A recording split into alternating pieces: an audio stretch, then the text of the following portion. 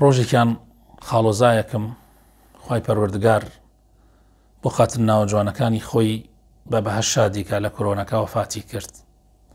خوای تەعالا عەفی بکە. ئەم پیاوە بەڕێزە بەیەکەوە چووین سەردانی ماڵی خزمێکمان کرد لە کفری. ماڵی ئێمە ئەو کاتە لە کەلار بوو. بەیەکەوە چووین. دوای ئەوەی کە لەوێ هەڵساین وتی وەڵڵا مامۆستا من نوێژی عەسرم نەکردووە. لە مزگەوتی حەیە ئیشتراکی ئازادی لاماندا و دوای عەسر بوو. ئیتر ئەو من ناو سیارەکە مامەوە نوێژم کرده بوو. ئەو ڕۆشتە ناو مزگەوتەکەەوە و ئیتر کە گەڕایەوە پێیەکەنی خۆ عافی بکە یاخوا. وتم خێرە. جا لە دوای ئەوە بوو بە حاجی، بەس ئەو کاتە حاجی نەبوو. خۆ عافی بکە یا ڕەبی لەگەڵ مردووی هەموو مسلمانانە. وتم خێرە وا پێیەکەنی. وتی وەڵڵی شتێکی سەیر. وتی خۆت ئاگاداری من نوێژم تۆزێ پەلەیە.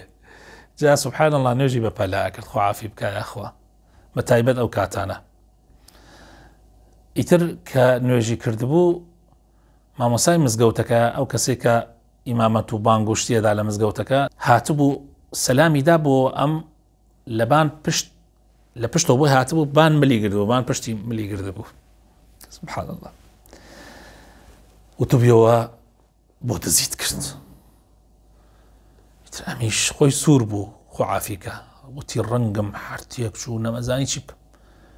وتم مامە گیان واللهی هیچ دزیەکم نەکردووە بەخوا من هەر هاتم نوێژ بکەم و نوێژی عەسرم نەکردبوو نوێژەکەم کرد و ئەوە ئەڕۆم. وتی نە دزیت کرد. وتم قەسەم بەخوا دزیم نەکردووە. ئەی دزیت چی؟ من بۆ نوێژ هاتووم. وتی بەڵێ دزیت کرد لە نوێژەکە تا دزیت کرد. ئەوە بۆ لە نوێژەوەنە سەریعەکەی. ئەو سەریعیکردنە ئەو نوێژ بە سەریعیکردنەوە دزیە لە نوێژەکەتەیکەی. کوڕم نوێژە بێ سوجودت ڕکوعت قورئان خوێندنت هەمووی ئەبێ مەزبوط بێ ئەبێ لەسەر خۆت. وتی وەڵڵا بە جوانی فێری کردم چۆن نوێژ بکەم. وتی ئیتر سوبحان الله لە دڵخۆم وتم تۆ سەیر خوای گەورە ئەمەی بۆ من نارد. جا بەڕاستی خەڵکانێک هەیە خۆشەویستەکانم زۆر پەلە نوێژەکەن، زۆر پەلە نوێژەکەن. من خەڵکم بینیوە لە هەموو شتێکە ئەمەندە لەسەر خۆیەتی، یعنی پیاوێکە یعنی تەبیعەتی زۆر لەسەر خۆیەتی.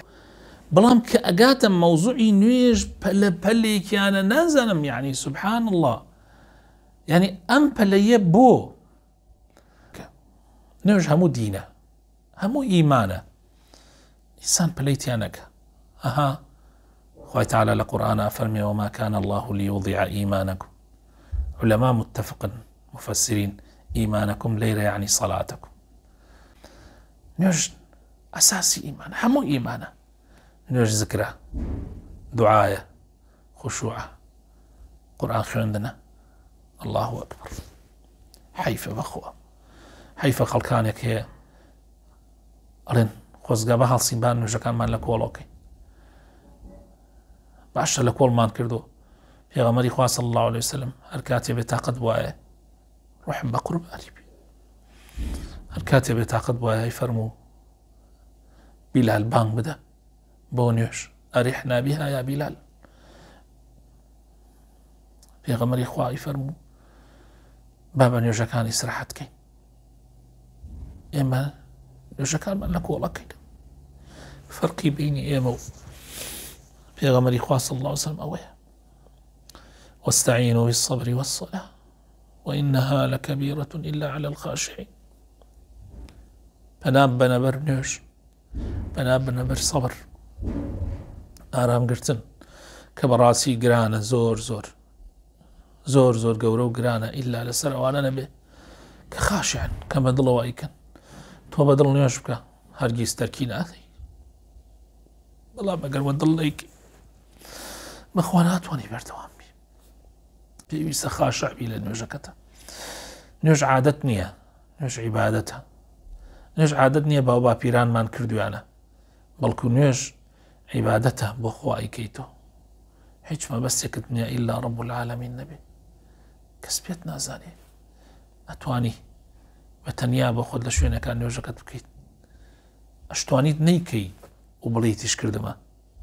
بەڵام ئەگەر کەسێ لە خوا بترسێ ئەوە مهمە. خی گەورە بخاتن ناوە جوانەکانی خۆی ڕەحمان پێ بکە، ئیمانمان سەلامەت بکە، لەسەر نوێژ و تاعاتی خۆی بەردەواممان بکە تا ئەو ڕۆژەی ئەگەڕێینەوە لیقایی، تا ئەو ڕۆژەی بە ڕوسپێتی ئەگەینە خزمەتی ڕەسوول الله صلى الله عليه وسلم.